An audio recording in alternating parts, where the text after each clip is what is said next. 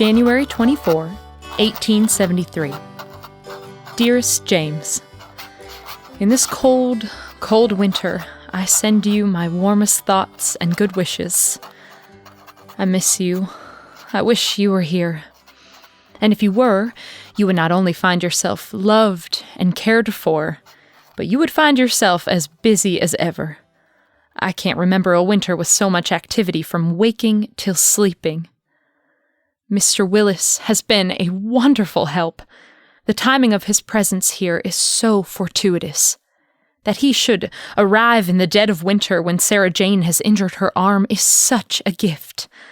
Although we all appreciate his hard work, his clever assistance repairing so many things, and his pleasant demeanor, I dare say no one appreciates his presence more than Sarah Jane.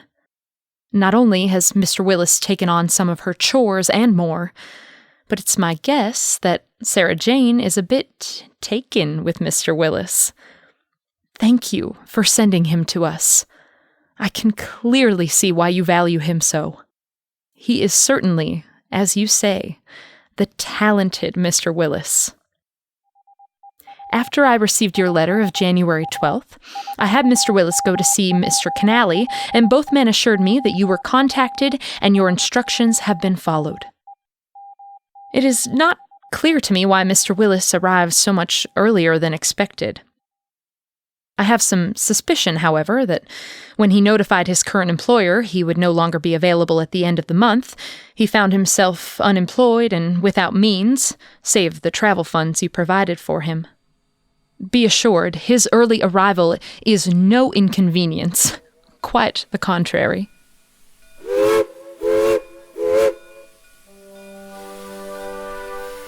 Only 2 more weeks and we shall be on our way to Pittsburgh.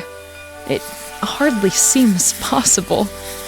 Some days I feel myself caught in a world of change, and it all seems to happen much too quickly. But this feeling passes when I think of my past and our future. We are meant to be together. We are connected.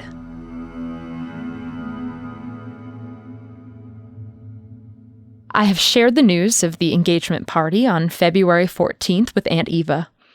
She is so honored.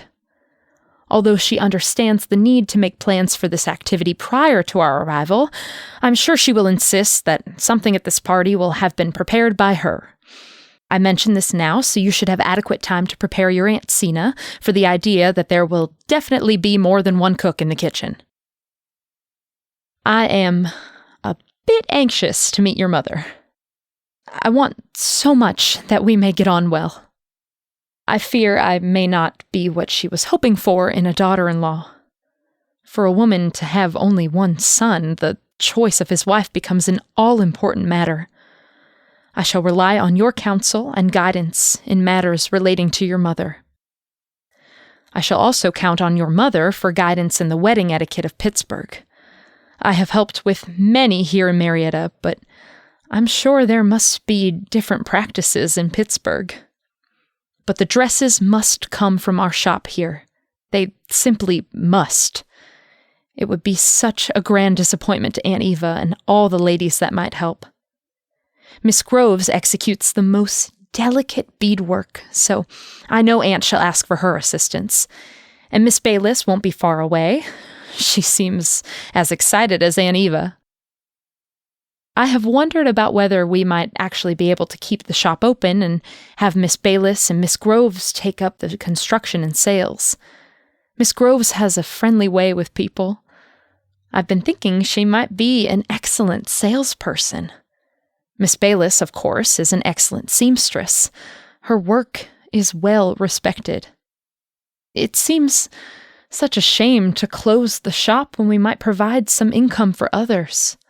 I know Miss Bayliss and Miss Groves don't have the means for this venture on their own. However, maintaining ownership and support for the shop might be a way of giving back to this community that has given so much to Aunt Eva and I.